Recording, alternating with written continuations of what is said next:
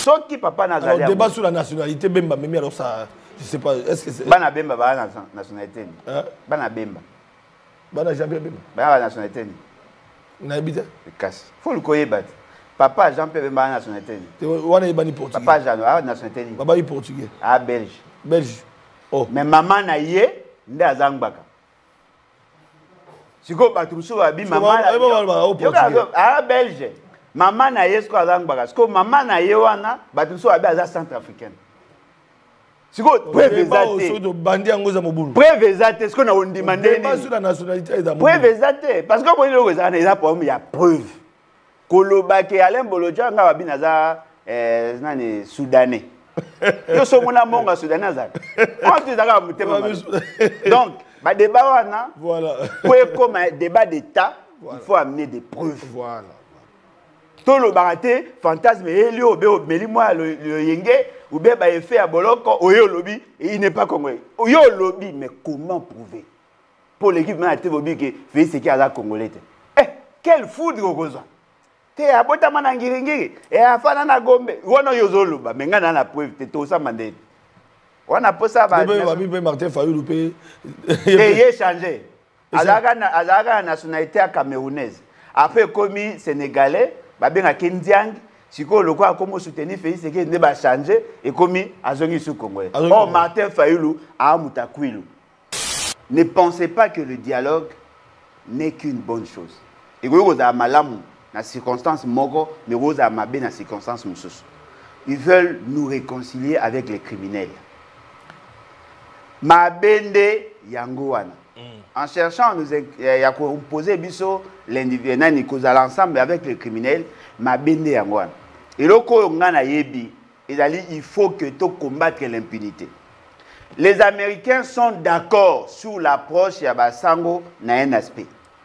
Les Américains veulent assez qu'il y ait réconciliation pour qu'il y ait consensus. Parce que Félix Tshisekedi veut mettre le pays sous tutelle. Alinga tika mindele ba kamba biso.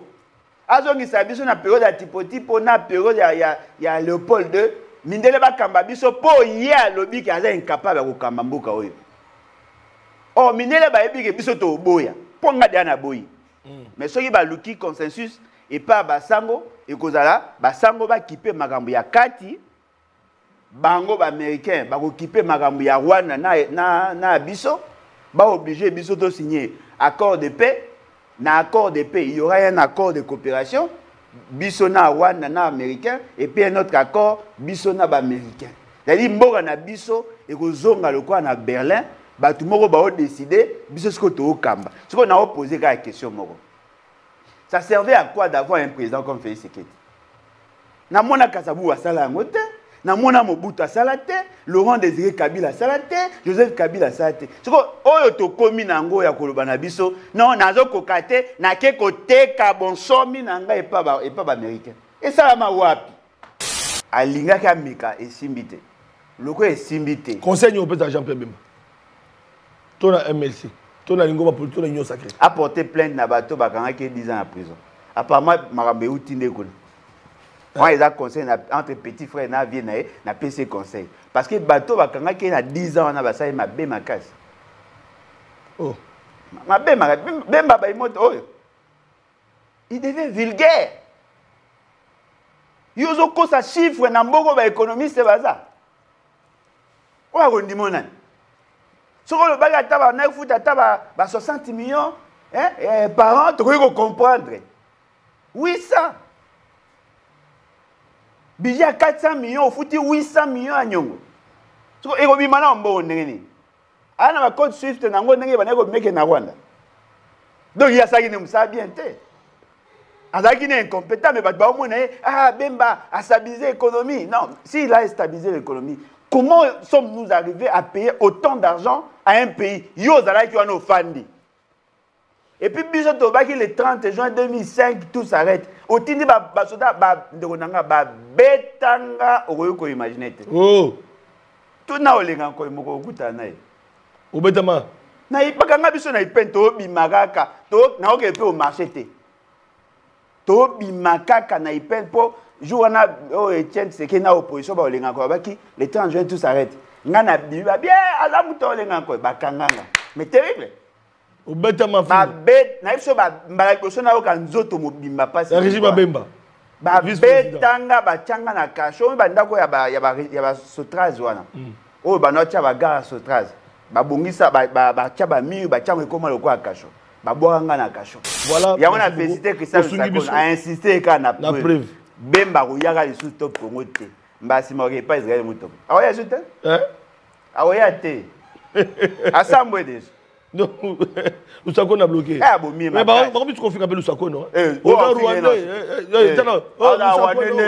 papa Lusako non et bandi kuna babadi kofinga yesu pour tu na qui question wana ne nani te babi pour tu na question là bamuso basepela ngo te bandi kofinga yi oh ba fingele nani donc mon confrère DG otika biloko wana ala makambo ne boye ko reprocher siko papa na azaka médecin na mama yemo te babi ke ba tout sur la réseau so basepela la question Lusako ne te ba c'est pas tout qui ba preuve ba pesa ba preuve babadi kofinga Lusako oh siko ala bolole andi makara po ba mbalobi Lusako na tanga kolega ko na Jean-Pierre Bemba Lusako na tanga kolega Jean-Pierre Bemba est-ce que ba mindele ba pour sunga biso ou bien ba yo te kamboka ba yo sunga biso te Félix ki asengi ba ba sunga biso te Félix ki asengi bango ba ebisa Rwanda atika ko bundisa biso eza ko sunga biso na il faut toza na possibilité ko décider biso to lingi mais soki mundela komi ko décider sur nous eza ko sunga biso ta voilà propose la trahison na kama ne bato ba se pe ma biloko bate comment okufa bitumba bozali komona ba marche ba répression ba congolais papa ça dali ko betama pona ko luka ba solution po bomona mamozali ko leka na mboka na salle du monde. Voilà bande ko na ngai bana Congo ba imboka ba obalinganga Congo mboka na bango tokutanaka chaque jour du lundi au vendredi pour tobeta masolo ya mboka ezalaka sengo mingi tango papa Sentinelle akutana na bino parce que maya koloba ezalaka ebele bande ko na ngai yambona kota na ba brève information ya mokolelo boyebi bino moko ete sortie médiatique ya mona mboka Jean-Pierre Bemba Gombo oyo azali moto pamba te parce que sengo ba ete azali ko kamba na kati ya gouvernement VPM na transport alobeli makambo ebele sima bokutani ya mwana mboka Félix Tshilombo na Martin Fayulu pona kotalisa ya solo ete nzela wana pe bango bakolukiza malamu te o Martin Fayulu akoluka nzela dialogue basango parce que basango baluka même baboma Tshisekedi asali ba révélation ebele na otape nationalité Kabila alobeli Katumbi alobeli bango nyonso bref sortie médiatique wana bande ko bali landi et alimenter polémique na kati ya ba état major politique ya mboka na biso. Alors to lobaki ete bande ko balandi esengi to ka bande ko moko na moko to yoka bande ko IDPS o ba pesa ma candidat bango to yoka ki lobby ezalaki débat na plateau autour ya même question parce que dans débat na batala muka bazalaki batu ya union sacrée bazalaki opposition ezalaki lobby olandaki yango to lakaki bino telelo to ko yamba pe moimboka mwana mboka ale bolojwa olandaki na ba fiche parce que yepe azali mokambeli ngomba politique na ye akopesa ma candidat ke moi Congo to tia drapeau pour babuka lokuta te soki babuka ka lokuta ailleurs awa bakubuka lokuta te parce que drapeau ekole ko pepa to na besoin kimia na mboka na biso mwana mboka ale bolonjwa mbote pe boye malamu na balandi en tout cas merci beaucoup pour l'opportunité non ale bolonjwa est-ce que vous congolais maman nous attendons pe baibani est-ce que comme une question est-ce que na chaîne na bino boyambaka ba congolais pour ça aujourd'hui na congolais faut poser question nyonso mbambo na rongo bo ale bolonjwa to ngokoma accéder na la fonction publique ya mboka na biso ba komi kotala ale bolonjwa yo ngoloka burundais angolais c'est un problème aujourd'hui non ça un problème majeur parce que pour nous comme président déjà la constitution il faut un congolais d'origine pour nous un député il faut un congolais et puis tu as la possibilité de double nationalité pour avoir la nationalité mi balé à se considérer le quoi à renoncer na nationalité congolaise on est à ma komami na mibeko mais le problème est que dans certaines questions on n'a même pas besoin de savoir ce qui est congolais ou pas pourtant au bengi mutuna TV aya ko lobela makambo ya Congo ata Sénégal ko ya ko fana na kitu alobela mamba Congo o ya zo mona Donc moi, à débat, alors, maintenant, aux Congolais, il faut appartenir d'abord aux tribus. Alors, Mongo. Sortie médiatique, il y a VPM, ancien vice-président, na 1+4, vice-premier ministre, ministre des Transports, poids lourd. Poids lourd. Il y a Présidium, il y a Union Sacrée, mais il a tenu des propos et dérangé Batubele.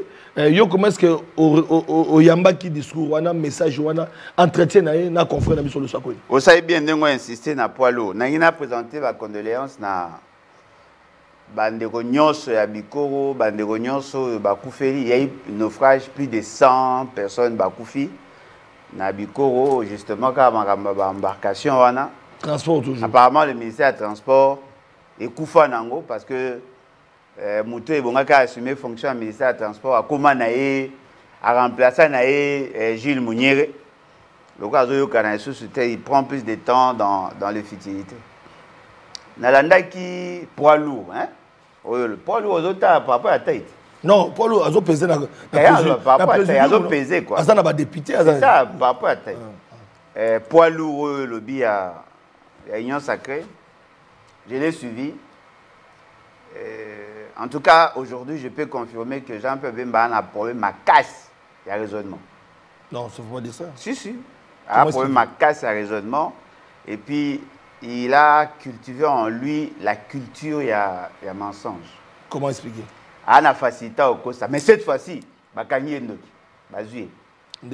On remarque que parce qu'il y a eu tellement de mensonges. Même Christian Lusakoueno, au Baraza proche à pouvoir, il n'a pas supporté les dégâts mensonges, il a gagné.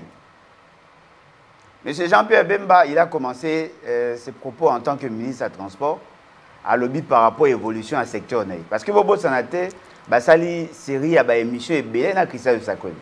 Je suis sûr et certain, et Dali, émission commandée, où il y a mingi sur recommandation ou sur demande, il y a un service. Jean-Pierre Bemba est passé à la télévision pour détruire la démarche, entre guillemets, à M. Fayoulou et pour faire en sorte qu'il n'y ait pas de dialogue. La grande question que nous devons tous nous poser, que gagne Jean-Pierre Bemba s'il y a ces fameux dialogues? Il ne gagne absolument rien. Il va plutôt perdre.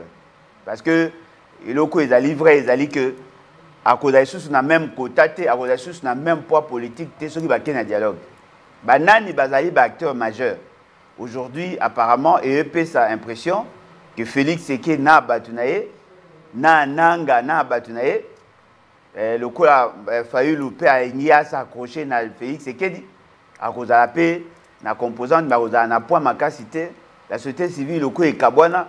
Apparemment, la tendance est de Bimaka à 2. Jean-Pierre Bemba Lingui et le Koranate. Voilà pourquoi il a fait sa communication. Et la communication, au-delà de Lukuta, Sali, Maramba transport, ou à Koseli, CNSS, Makambu, qui a freiner moi, Mouké, Maramba financement, ressemble à avion, alors qu'il y a Kosabiso, à Kosabino, Ponga, Moya Kosangate, à Kosabatuke, à Osomba avion.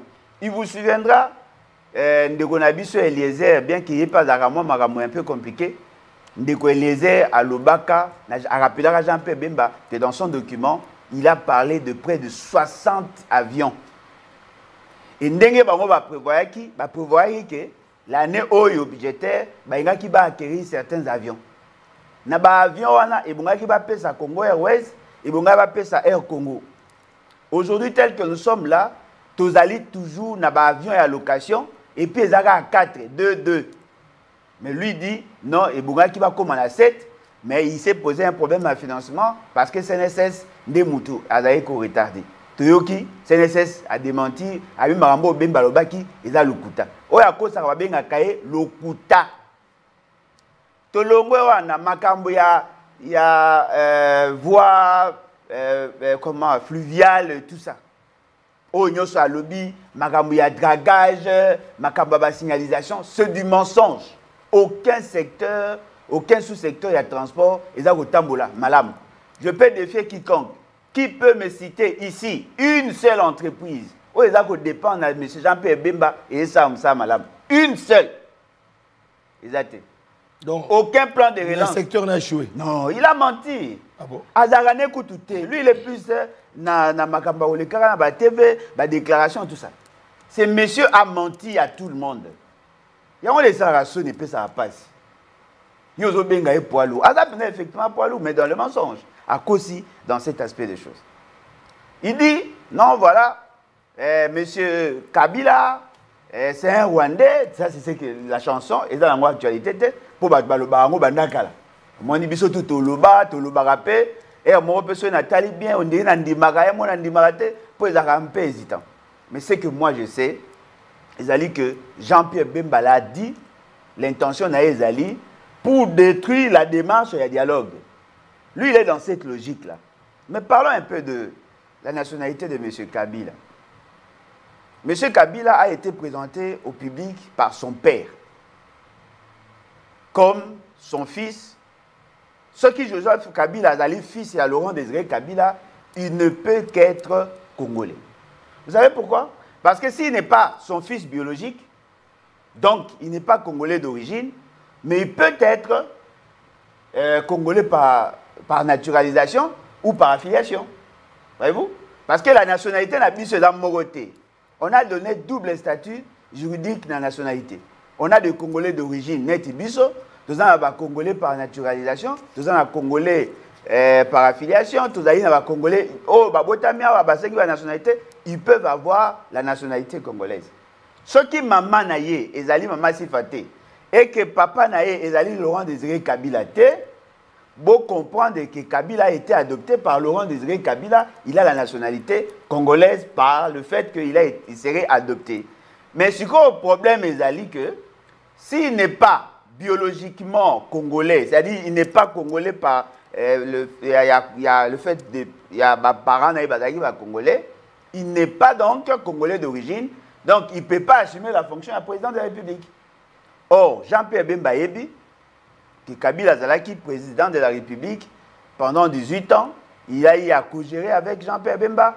Il signé un accord à Cascade. Il en 2005, il doit protéger Kabila, il doit protéger le pouvoir à Kabila. Il savait que Kabila était là. Le discours automénaki en 2006, par rapport à la campagne à Kabila, tout le monde est congolais, mais jusqu'à preuve du contraire, personne n'a démontré que ce que nous disions était vrai. Parce qu'après ça, Kabila a assumé des fonctions, il a signé des accords avec Félix Tshisekedi. C'est que moi, je voudrais nous dire que les débats, c'est juste pour détruire ceux qui sont en face d'eux. Mais on peut aller au dialogue sans Kabila. Ceux qui boivent pour ça, il y a dialogue. Parce que démarche à dialogue, c'est un Kabila, le baga c'est Nanga. Nanga Zanan. Zimbabwe. Beaucoup de dialogue avec Nanga. Beaucoup de dialogue. Pour ceux qui ont un Kabila pour Azar Rwandais, beaucoup de gens qui pembeni, beaucoup de gens qui nanga. D'ailleurs, quand Nanga Boso l'a déjà naï. Donc moi je trouve que le débat il a mal réfléchi. À cause de mingi, va donner mingi, va donner à réseaux sociaux. Azo luka Congo ya maman ya Kabila na téléphone, azo tala na papier pour les alliés locaux à yoka na réseaux sociaux. Ce qu'on yebisanga, yo benge poilu neni. Pour yo muto zali ko assumer fonction d'état. Ozo lo ba maramlogo abata balabala. Qu'est-ce qui manquait? Voilà, l'État a mené des enquêtes, voici les éléments. Il est né dans tel village, dans telle province, et voici son père, voici sa mère. Pour démontrer, c'est ça le rôle et le service. Pour nga pena osepelate mboke za dirigé par un Rwandais. Mais boloba neti bisoté, boloba neti petit peuple té, boloba oyo bomonique, ils allaient certifier en ce moment-là, on vous prend au sérieux. Et puis là, c'est grave. Kabila na Félix Basaki dialogue ba accord ba fandi ba coexister ensemble bobo sana ki aza Congo aza Rwandais siko lelo bomoni ki akomi Rwandais, c'est ridicule. Voyez-vous, c'est ridicule. Alors bi sosuke Kabila Moïse Katumbi oya bengi Soyano abi pe Moïse Katumbi pas aza congolais te apparemment mutaza congolais na mboka ezaka Tshisekedi na Bemba abi ke bango na Senko baza ko sangana pour que ba éliminer Félix Tshisekedi. C'est-à-dire que ba bomaye. Oui, banganga nzambi. Ba bomaye. Tant azo lo ba les années. Il pointe du doigt papa Fulgence Mouteba, Yaza Mokonzi Asenko. Il pointe du doigt papa cardinal Ambongo, Yaza mokonzi ya église catholique na une zone, une bonne partie d'Afrique. Il vise là à Bécholé, na bato mususu otoye ba komuna bango te o yazo visé. Mais bemba yoka pa ta sonité. Yo za si le londe tozawa, to chama na musika, le londe tozawa. Soki yo zo opportunité ko netreze fait ce que o sa honte. Te na tuni. Soki le londe tozawa, soki opportunité pesa meli bemba, ouverture mo e monani ya ko netreze fait ce que les remplacer en ça te. En ça. Mutazo mandoki akena ko boma na Kisangani. Aboma batu na Équateur. Pour qu'on neutraliser Mutazo à pouvoir. Bon yo ka sa kenda bitumba poni. Donc c'est trop dangereux pour moi dans mon compte. Oh, ngakuna kama ndeli fait c'est qui a supporter Mutaboy. Mutazo mandoki. Ade ana guya makila. Yo zo ndime be mena yo. Ape na aibike na makambe élection sikoyo ko simba te, azaka na problème ya subordination des témoins et tout ça. Moyen na ye assure ya ko pouvoir. Ape na moi contact na ba soda o ba bundana et tout ça. Vous pensez que ngana ko na confiance à Mutoka Bemba? Aza pe mena nga. Jamais. Bateau baza bien za bateau ba bangaka makila. Ya bangaka makila te. Mais loko ezali vrai. Ba accusation ya ça les a grave. Parce que aza ko accuser église. Na woyo ko comprendre alo ba Kabila oui parce que Kabila pe a pe mutamakila asa bunda. Omoni? Moïse Katumbi na mona ka forme na ye na ndenga za a mamuta makila te po aza mwa yuma na monde na bangwana. Ya ane commerçant ba copier makamba mbongo nda sala ka jete. Mais koloba ke ba osala ba préparer ba boma ba éliminer fait c'est faux. Mais c'est que moi je sais. Baza ko s'organiser pour ba longola fait c'est que na pouvoir. Wana na yebi ke za boy. Mais ko maté. Alors maintenant sur le temps à lobi bongo.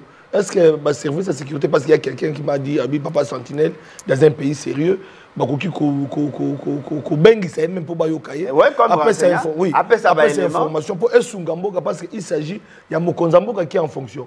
Est-ce que le service Oyo Balandaka, le service Oyo est protégé à Mokonzamboka, parce que ça a été pour Bayokaye, a aidé Bango, comme ça l'information, après ça va Kangabato, Balingmanu na Mokonzamboka. Ça fait 6 mois que ça n'a pas d'information. Ça fait 6 mois. À l'Obiango, na Équateur, à l'Obiango, na stade Morasa qui va activité, à Tamboula qui na commune, na Grand Bandundu, à l'Oba qui déjà qui Magambeza, Magamboya Kabila, Rwandais, tout ça, bazo lingaba neutraliser fait ce que. À l'Oba yango. Ce qu'on moni, ba service ils ont réagi, cela veut dire que c'est une émission sur commande. Binonde bo boulon de fait ce qu'il y a mamboye ça matin. Ayebi. Pourquoi lui ne réagit-il? Alors quel intérêt vous avez une émission orientée? Non, mais pour justifier la non-tenue, il y a un dialogue na bango. Parce que dans leur stratégie, Zali Boy, bazo mona opportunité, les lotés, il y a organisé dialogue parce que bazo mona qui mana bazo courir. Mais si tel était le cas, pourquoi mon Konzamboka a initié consultation à travers les Bérantes? Non, a initié une consultation pour na batuba kota na gouvernement afin que yaza na maîtrise ya nyos. Et ce que Tali na stratégie a fait, c'est qu'il dit il a conditionné participation à dialogue, la mise en place du gouvernement, au gouvernement d'Union nationale, que tout le monde soit là pour qu'ensemble il y a décidé. En ce moment-là, il n'y a plus de dialogue, mais Bino Boye ko adhérer à la vision naïe. Bo sala magambo ya lingi, yé mutako décider, bolier, on me regarde les arrêtés, et Alain Bolodja, le quoi zana tout ça, yaka fanda wa ba personne ministère à pêche élevage, zalawana et puis au lieu nayo. La bouche pleine, on ne parle pas en fait. Et ça, à la démocratie, à tais-toi et mange. Tais-toi et mange. Pas les gars détruit des manches à Bassango. Tant que Monique et Bissot au Boyi, à Obetasco calcul. Tout ça, on a petit au Ebi. Nous avons imaginé ce que ça dialogue là. Souka dialogue avec le gouvernement de la Union nationale. Il y a la transition. Élection 2030. C'est-à-dire on suspend 2028. On suspend. Non, on parle de 2030. Non, 2030, il y a option à Bango, en perspective 2030. Mais oh, il y a transition à 2 ans. Il y a un lobby. Il y a un lobby. Au lieu que tout la transition sikoyo a distraire dans le Bafayoulou. Ah, mais ma bango ti na 2027. Tu n'es pas pour la démarche à Fayoulou Yokutanaï? Fayoulou a bêti banda. Il y a beaucoup de moyens de se quoi. Bah, mais ma bango na 2027, à partir de 2028, la tractation est banda. Il y a consommé déjà na Batounaï. Après, na souka, tant qu'on va convoquer dialogue na bangwana et ça la loko ya Kabila. Ndeko nanga kanisa na yebisa bino référence c'est qui dans la logique ya Kabila a kolinga a ça la prorogation ya mandat na passe à 2 ans. Magambo bobeta dialogue tolobela ngo déjà avant élection. Avant l'élection, déjà tolobela kango déjà voilà quel laboratoire yo mundi avant l'élection déjà dans laboratoire avant l'élection. Mais ndeko nanga na we koyeba ke muto afanda na siko le roi ça a été là premier na robela tifoïde. Na we koyeba. Oui mais là oyeba. Mais il y a dialogue oyeba. Mais na koyeba parce que logique a fait c'est que ndenge ba okende ba na posa ba retarder. Ndenge baza ba na formule ya ko sala c'est que élection ça ma 2028. Ils ont mis le mécanisme en place. Ils ne veulent pas finir avec la guerre. Comment ça? Il fallu leur proposer le camp de la patrie. C'est quoi? Non, à répondre non. À répondre, Bemba Moutonae, Gilles Mounière, à Negonanga Dimangaï. Gilles Mounière, à répondre. Ah, c'est à répondre. Gilles Mounière. Mais ce qu'on a attaqué, Batunyoso, Bagné, Bayana, Boya Souta. Donc, sorti immédiatement, Jean-Pierre Bemba est frustré, Batunyoso, Souta. La même stratégie, Batindara Jean-Pierre Bemba pour aller détruire Moïse Katumbi. Moïse Katumbi n'est pas congolais, comme on est soriano, papa n'est juif, italien, maman n'est tanzanien, ceux qui zambienne, Azamo en abisso, pour le détruire. Il a fait ça quand? Pendant la fin de la campagne. C'est ce qui a détruit la communication à Jean-Pierre Bemba. C'est ça le seul besoin de Jean-Pierre Bemba. Oh, le loi comme Baïmalil. Azan a tendance, il y a utiliser comme un gamin pour détruire les autres. Mais alors qu'en substance, Jean-Pierre Bemba ne représente plus rien. C'est ça le rôle de Bemba. Ah, Yosoko Lobi Baroyoka. Ah, si là qui top Congo. Pour que top Congo, il y a une couverture, Makasi, Batouba Rolanda, Biscou, on a écosysté débat, et ainsi de suite. Il insiste sur des questions, oh, yo, Batoutou, Bayebi, mais le col a Yemouta, le bien, on peut avoir un top Congo et créer polémique. Heureusement, cette fois-ci, ça a échoué. Parce que sur le tali même, dans la réaction, dans les commentaires, Batoumingi va au monde à aventurier. Dans le but de aventurier, Batoumingi va au monde à aventurier. Donc cette fois-ci, ça a échoué. Mais ça a créé quand même, ça a suscité des réactions. Dites-moi, si vous voulez faire le dialogue, si Kabila n'est pas congolais d'origine, il peut être là comme sénateur à vie, non? Il peut être là comme président de la République. Il peut être là pour le dialogue. Le dialogue à Senko. Oh, c'est que na Kabila na lobat. Ça dit aux Arabes seuls contre tous. T'es na aux Arabes seuls, t'es na aux Arabes bateau baza conscient. Ce que bon, il faut négocier na Kabila na fait se répondre. Bon, on va vous mambo. Bah ennemi trio d'enfer, bah on a mis ça. Donc, M. Jean-Pierre Bemba a bêti le banda. Boyo Kaeloko Yoko Sambouissa sous Jean-Pierre Bemba Makasi Koleka a koseli Satan a koseli Kabila Makambo ya Bambongo a bossali ki Yazaka vice-président de la République pendant 3 ans. Negonanga et toyebi ke Kabila était président de 2001 à 2003. Après, il a été président de 2003 à 2006. Après, il a été président de 2006 à 2018, fort malheureusement. Mais bon, il y a une différence. De 2003 à 2006, il n'y avait pas d'institution président de la République.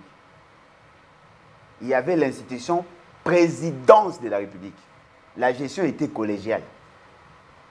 2003-2006, la gestion était collégiale. Il n'y avait pas qu'un président, mais il y avait une présidence constituée de 5 personnes. Aucune décision ne pouvait être prise de lors qu'il n'y avait pas de consensus dans 5 personnes. Kabila présidait tout ce qu'il y avait comme activité au niveau de la gouvernance, c'est-à-dire c'est lui qui présidait la réunion, il y a 4 vice-présidents et lui-même, c'est lui qui présidait le conseil des ministres. Mais chaque ministre a été chargé d'une commission gouvernementale. Bemba Zaki na commission économie, finance et budget. C'est lui qui supervisait toutes les activités. Il y a Marambo Yambongo. Yambongo Mouka. Non, c'est là qui Bemba. Là, c'est pas Alia bien de Yangoana. Ah bon? Et Alia Makas. Betabilo. Alia Makas. Oh. C'est lui qui avait la maîtrise de tout ça. Boyo Kasiko Aventure. Pendant que Bemba était vice-président de la République, on avait un budget de combien? Tu vois, il y a 800 millions d'euros. mbongo bino bo futaki nyongo ya 800 millions ezwaki na rubrique nini parce que tobo sanate les finances publiques ezaki sous sa supervision, mais la décision devait être prise au niveau du gouvernement et toutes les dépenses devaient être effectuées sur base d'un budget. Petit nous présentait un budget où l'État décaissait 800 millions chaque mois. 800 millions chaque année. À cause. Depuis à Banda, Tisiko, Lukuta. Et M. Zaba Mili, moi, Bataki Sangani. Popo Sanate Miko, tu as peine à débat Bataki Sangani. Mbongo, Bao Kangela, Nani. Konsa muta mais ambonga ba victime à Kisangani muto amemaka Museveni na Kisangani eza bemba wana makila na isaka bino bosaka na banoko na ngati na yebi bango bien Kisangani boyo masima singa mwambe baza milimo makasi mboka ba révolutionnaire ekomi ko troubler oh nyonso ali za ipwani bilobela lukuta Aïbissa Bisso, comment sommes-nous arrivés à payer 800 millions de dollars avec un budget qui avoisinait pratiquement 500 millions de dollars? Comment sommes-nous arrivés? Soit il y a eu des arrangements hors budget. Or, s'il y a eu des arrangements hors budget, la responsabilité de gestion et la responsabilité pénale incombe à Jean-Pierre Bemba, qui était le protecteur de la finance publique. Na lingala okida français. Okangama na esa bino bo kangamawa. Omoni bino bo sa ba blai po ba tsuwa mimana ba loyenge. Mutaye ko yisa biso to teka imbonga bangi to kabola ki daye kuti ya zaki 80%. Soko yo na 20% na okangama te. Yo autorisa Kabila afutaka 800 millions de dollars na budget o tozo souffrir awa ba budget ba 400 millions, ba 500 millions parce que mutakoti sa biso na budget à 1 milliard. Donc yemo Bemba confirmant. A confirmé bien qu'il y a au cause, mais il kangele kaka. Oh, il faut pas kangele ndi yango. Maman finance publique. Non, mais effectivement, comment pouvait-il tolérer à ce que Babimisa 800 millions de dollars alors que Biso Tozaki n'a pas budget à 300 millions, 400 millions, 500 millions. Et puis comment? Non, c'est ma toonyo comme, mais mbonga kisangani. Mbonga kisangani. Mbonga kisangani ça. Non, mais yemuta zaki à la base ya biloko. Biloko wana aujourd'hui soko sangisi. Au moment que Jean-Pierre Bemba a l'ingaka amika et simbité. Le quoi est simbité. Conseil au peut Jean-Pierre Bemba. Ton MLC. Ton lingoma pour ton union sacrée. A porté plainte na bateau bakanga qui 10 ans en prison. Apparemment Marambe outinde ko. Moi ils a conseil entre petits frères na vie na PC conseil parce que bateau bakanga qui na 10 ans na basai ma be makasi. Oh. Ma be Bemba ba imoto oh. Il devient vulgaire. Yozo ko sa chiffre na mboko ba économiste baza. Oya kondimo nani? Soko le baga taba na futa taba ba 60 millions par an to ko comprendre. 800. Budget 400 millions, futi 800 millions a nyongo. Soko eko bima na mboko ndenge. Ana ba code Swift na ngo ndenge ba na ko meke na Rwanda. Donc il y a ça qui ne me ça bien té. Azaki n'est incompétent, mais Bemba a stabilisé l'économie. Non, s'il a stabilisé l'économie, comment sommes-nous arrivés à payer autant d'argent à un pays? Et puis, le 30 juin 2005, tout s'arrête. Au Tindi, Betanga, imaginer. Oh! Tout n'a pas encore eu. Au Betama? Na ipakanga biso na ipento bimagaka to na oke pe au marché te. To bimakaka na ipel po journa o Etienne Tshisekedi na opposition ba olenga ko baki le 30 juin tout s'arrête. Ngana biba bien ala muto olenga ko bakanganga. Mais terrible. Au Betama ba bet na biso ba mbala biso na oka nzoto mobimba pasi. Régime Bemba. Ba betanga ba changa na kasho ba ndako ya ba Sotraz wana. O ba no cha ba gara Sotraz. Babungisa bacha ba miyu bacha ekoma lokwa kasho babwanga na kasho madame aye azoloba bobi msamba nanga saine logo te babite baoke no beta masasi na kanchachi automatiser madame Yesus babangisi madame aki obuka kesa bimisi mbongo bapesa pona bima. Et c'est le même monsieur qui se permet ya wolo babeti. C'est vous qui avez souvenu candidat dans le candidat no beta mafimbo te mambakana on les a candidat des souvenirs kaka kana ko inaeta na ibi galingambo ngane to abana commerce to ngambo me ayendeleki lui il est capable ya ko mamuki lingambo ngome ya eleki ah ndiko nanga yo ozwi bana mike ba mineur okoti bango na armée opesi bango ba stupéfiant ba on betaka masasi oyi combien de jeunes ya Équateur ba kufaka po ya na posa mbongo suka nango ezani asolola na Kabila ba fanda ba solola ba gérer pendant 3 ans mais ba jeune ba kufa nana ba ndeko awa na Congo Brazza awa ba kimaka po ba soutenir Jean-Pierre Bemba asa ina fait c'est que 3 ans même plus akanisa bango Bah, bakata Brazza. Oh, bazana kaka Brazza kaka. Ebele ba souffrir, ba soutenir gaiti. Ba jeune ya zoaka ya ba 16 ans, ba 14 ans ko ça en armée. Akipara bango après. Alors, maintenant nous allons terminer une autre question. Ceux qui ont la volée wana, mais ils allaient autour il y a ba nationalité parce que la c'est le wana. Il y a eu moratoire sur cette question du temps de Cameroun. L'Assemblée nationale, président de l'Assemblée nationale, 2006, si je ne me trompe pas. Question moratoire, avec José Makila. Est-ce qu'aujourd'hui, nous pouvons dire que dans l'institution, dans Mboka, moratoire dans le Longwate, nous avons des gens qui dirigent, même actuellement, mais basés à étrangers. Ou bien basés à 2 nationalités. Bon, en tout cas, les étrangers, je ne sais pas. Mais bateau, bah, na nationalité douteuse, na double nationalité, baza. Il y a nationalité douteuse, mais il y a double nationalité. Double nationalité, na douteuse. Il faut préciser, pour n'a moro. Double nationalité. Pour n'a moro. Pour n'a double nationalité. Il y a une nationalité fait c'est quelle? Il y a une nationalité fait c'est quelle? Il est congolais, non? Il est congolais d'origine, non? D'après Nengo Yoyebi. Nengo Yoyebi. Oui. Pour nga mamsu na yo kakaïza musus. Nengo Yoyebi.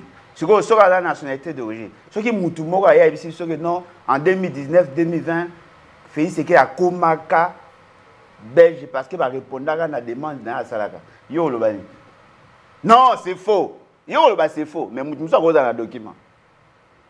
Est-ce que vous avez dit que l'honnête n'a pas exemple pour battre les assos? Est-ce que vous avez dit que l'honnête aux Awa, il y a possibilité de vérifier la nationalité de quelqu'un en ligne? Surtout sur la nationalité belge.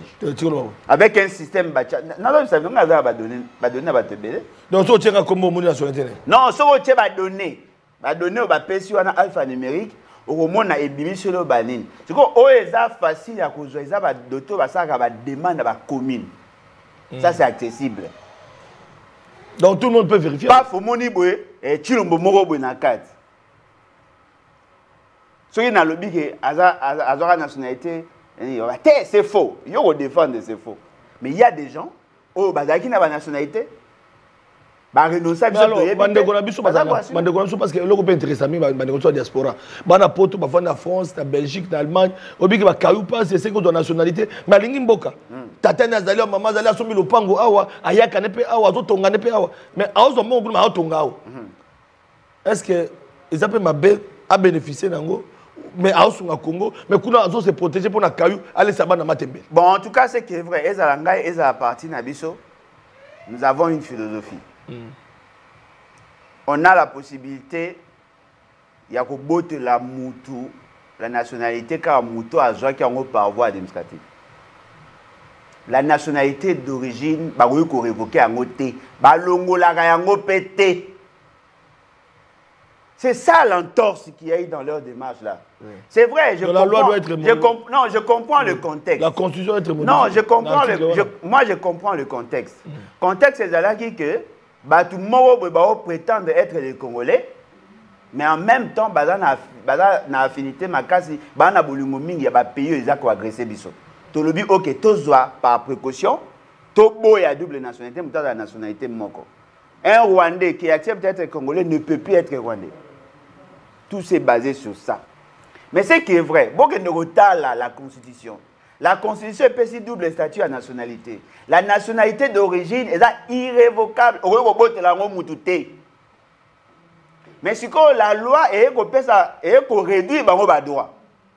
Ils sont Congolais d'origine, mais n'ont plus le droit d'avoir certains droits chez nous, le fait d'avoir acquis d'autres nationalités. Mais ce qui est dans la loi, en 2004, pour la loi, il y a par rapport à la constitution en transition. Mais la constitution, c'est basé dans la loi, dans la constitution en transition. On n'a jamais abordé la question de nationalité d'origine dans les assises. Tu abordes la question de nationalité par acquisition. La question de la nationalité par acquisition, c'est ça le double statut juridique de la nationalité na biso. Na kati wana ndete yokolobela bato babotama awa oyo baboti na bango bayebani te bakoki kozala bacongolais d'origine mpo baboti na bango bayebani te bazobénéficie na présomption de nationalité d'origine. Bato babotama awa soki akokisi 18 ans akoki kosenga nationalité parce que abotama awa tout ça. Mutu mosusu ezali abali mwasi to mobali ya awa akoki kozwa nationalité. Mosusu mpe ezali awumeli awa asengi nationalité azali lokola ba oyo babenga boss nani komani oyo alibano oyo oyo abela chour omoni alobi kabotama awa akoki kosenga nationalité. Il n'est pas automatiquement congolais. Akoki kosenga nationalité. Ye bokoki kobotola ye nationalité. Zwa lokola mutu oyo aza mutandu. So yo kobotola ye nationalité ne po kuna baoloba na ye français d'origine congolaise. Okobotola ye nationalité neni. Alors c'est à boire à manger sur cette question. On doit revoir la définition de la loi. Ce n'est pas la constitution en soi. La définition en loi, il faut tout revoir et puis éventuellement voir comment pour faire bénéficier. Mais en tenant compte de la sensibilité à la question, parce que dans le cas, tu vois, on a posé à retirer la nationalité. Je prends l'exemple. Tribu à ministre de l'ITP. Alexis Kizaro. Ah, autant que mon tribu n'est pas. Il faut le voir. Il faut le voir. Pour la 450 tribus, il faut y avoir tribu. Pour toi, il faut ce qu'on a 450 tribus. Total a 450 tribus. S'il est de quelle tribu? S'il n'est pas dans l'une des tribus à 450, certainement c'est un Congolais par acquisition. C'est comme ça d'être Oyeba. Mais non, il n'est pas Congolais. Qui vous dit que pays c'est qu'il y a Congolais? Parce que temps de la Balamike, bon, Balamike, tant que Bani Koko là, Baïsabso, Etienne Seke a Angolais. Pays c'est qu'il y a maman n'a angolaise. Donc, Bazaba angolais. Est-ce que vous avez contesté la nationalité à Félix? Non. Vous avez contesté la nationalité. Bien que moi, pour ça, vous avez dit que vous avez dit que vous avez dit que vous avez dit que ah, d'accord. Si vous avez dit que vous avez dit que vous avez dit angolais. Le cas Félix, c'est que vous avez témoigné que maman est angolaise. Mais le cas maman angolais, maman Nabiso, maman Marthe, avec beaucoup de respect, Azali angolais 100%. Pour papa Nayende angolais. Mais maman naye aza makila ba tetela ya ba katange ya ba luba. Donc Félix Sekei a koki kozwa nationalité na biso à partir ya maman pe à partir ya papa loko a umela kawa. Soki papa na zali. Alors débat sur la nationalité Bemba Mimi alors ça je sais pas est-ce que c'est Bana Bemba ba nationalité. Bana Bemba. Bana Jean-Pierre Bemba. Ba nationalité. Na habite. Casse. Faut le koyeba. Papa Jean-Pierre Bemba a nationalité. Wana ibani portugais. Papa Jean a nationalité. Papa est portugais. Ah belge. Belge. Oh. Mais maman na ye nde azangbaka. Siko batumso abi maman. Ah belge. Maman na ye siko azangbaka. Siko maman na ye wana batumso abi aza centrafricaine. Siko preuve exacte. Bandi angoza mobulu. Preuve exacte siko na on demander. Pas sur la nationalité da mobulu. Preuve exacte parce que bon il y a problème il y a preuve. Kolobake Alain Bolodja nga babinaza nani soudanais. Yo so mona monga soudanais za. On te zaka mutema. Donc, ba débat wana. Voilà. Pour comme un débat d'état, il faut amener des preuves. Voilà. Tout le baraté fantasme elio be meli moi le yenge ou be ba effet à boloko oyo lobby et il n'est pas congolais. Oyo lobby mais comment prouver? Pour l'équipe na te bobi que fait ce qui a congolais. Eh, quel foudre goza.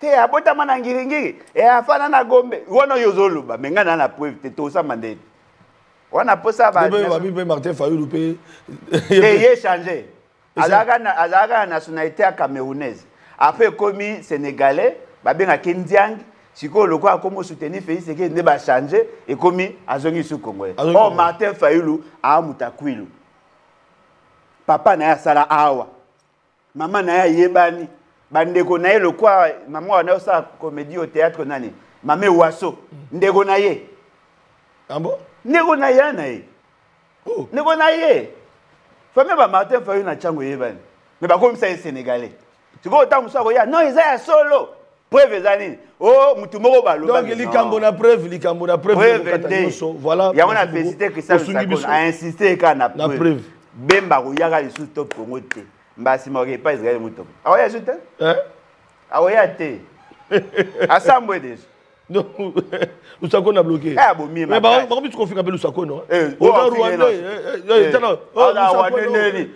papa Lusakoni et bandi kuna babadi kofinga lisusu po tuna ki question wanene nani te babi po tuna ki question là bamuso ba sepela ngote bandi kofinga oh ba fingele nani donc mon confrère DG otika biloko wana ala makambo yebo ko reprocher siko papa na azaka médecin na mama yemo te babi ke ba tout ça ba raison so ba sepela question à Lusakoni te ba sepela tuna ki ba preuve ba pesa ba preuve mamadi kofinga Lusakoni oh siko ala bolole andi makara po ba omba lobi Lusakoni atanga kolega kuna Jean-Pierre Bemba Lusakoni atanga kolega Jean-Pierre Bemba oh yo kena na poto ko faire ba université ba to okenda osani Jean-Pierre Bemba c'est un équivalent gradué yo kanga na loba Jean-Pierre Bemba c'est un équivalent gradué mais Lusakoni c'est licencié Potika ba bloko ba o ko mo ba tourner mususu ba to bebe sa débat lo ba bolito bebe sa débat to bebe sa débat do yemo na luki ngona place publique mais elo eza vrai Jean-Pierre Bemba c'est un Congolais maman na ye aza muto a Monzombo oh babi maman na ebani ayebani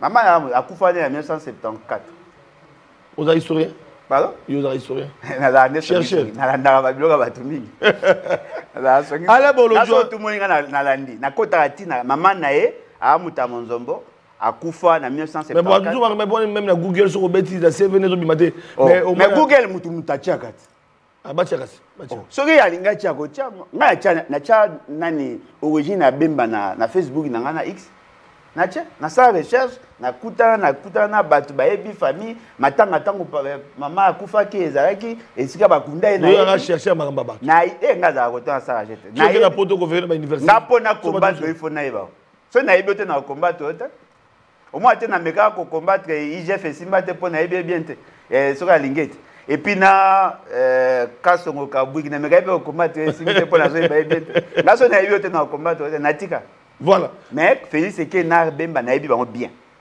tina kat na yebi na yebi bango makasi tina kat na yebi bango recherche yango kena na poto na kena na poto po na ngote mais par souci ya koyeba ale bolonjo to teli poto kabwa na yebi sika fandaki ale bolonjo voilà drapeau zo pepa ote ma pembe na drapeau parce que ozali voilà désormais bote ma pembe na drapeau ale bolonjo zo kabwana mboka ndenge tozali ko kende poto bima na crise oyo tozana ngo apparemment on a deux schémas il y a États-Unis d'Amérique oyo tomoni Washington azali kokota ko lukela solution entre biso na Rwanda schéma basango bien que Oki Bemba tout le monde Bemba il a réagi comme tout le monde il a réagi comme tout le monde mais nous parlons Congo pour que crise ici dans l'est ban Congo man ba vanda tozonga na Congo ya 1+4 tout le monde Bitumbesili c'est un exemple que je donne Bitumbesili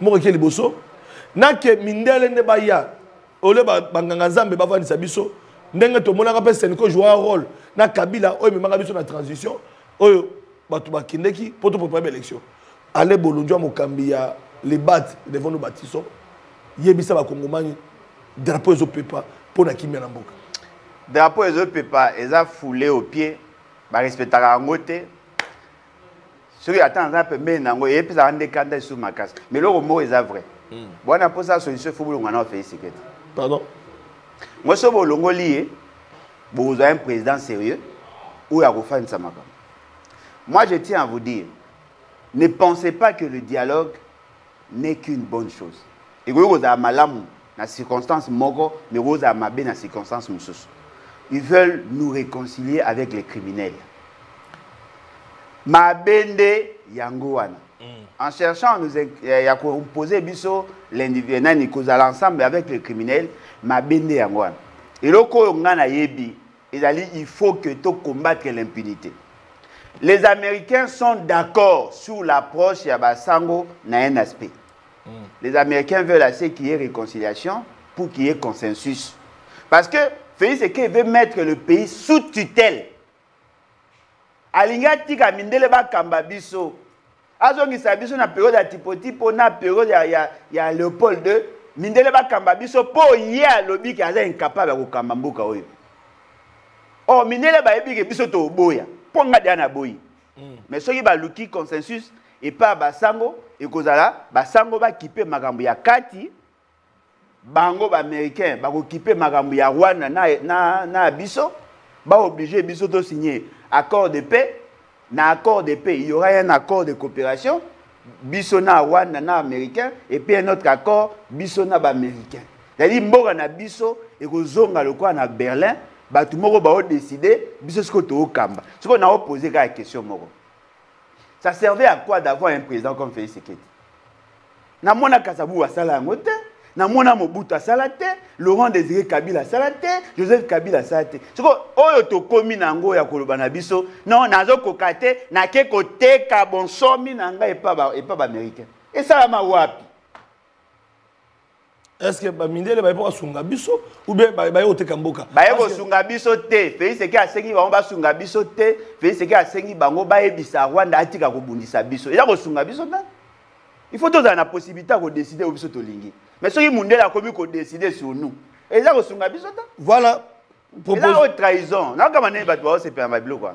C'est la haute trahison. Merci beaucoup pour l'andi position na yamagi de quoi IDPS na yambi Alain Bolodjoa na pourquoi na quoi de quoi IDPS donc c'est pour dire que faute d'honneur et ambara bande gonyo son drapeau on topé sa position. Merci beaucoup à mon amour Alain Bolodjoa. C'est à moi de vous remercier. Voilà bande ko balandi tout allez ko kabona na page rose maître Jean dédié tonda joyeux anniversaire à vous. Vous allez parmi Kulutu au balandanga émission. Ils ont resté combien de temps au benga au pesa un conseil par rapport à émission mais au benga kala au pesa peu conseil kala. Merci beaucoup. Et l'autre anniversaire à Félix Tshisekedi. Hein? Joyeux anniversaire à Félix Tshisekedi. Eh, Alain Bolodjoa souhaité joyeux anniversaire. Au bonga za ennemi né. Oh, Alain Bolodjoa, yo mo on souhaité joyeux anniversaire Tshisekedi. Ils ont fait un fractionnel intégral. Bon, on a dit. On dit on souhaité. Tu as souhaité joyeux anniversaire. Bon, on a tous les ennemis. Oh, c'est pour année à Marambasala, mais on a tous les ennemis. Au bic de direct. Oh, ouais, c'est qu'on a évité dans la TV. On a souhaité joyeux anniversaire. On souhaité Tshisekedi. Ah bon? Bon, je retire alors. Merci beaucoup. Apparemment, même qu'on souhaitait anniversaire d'Arababi. Tokabouana, merci beaucoup, au revoir.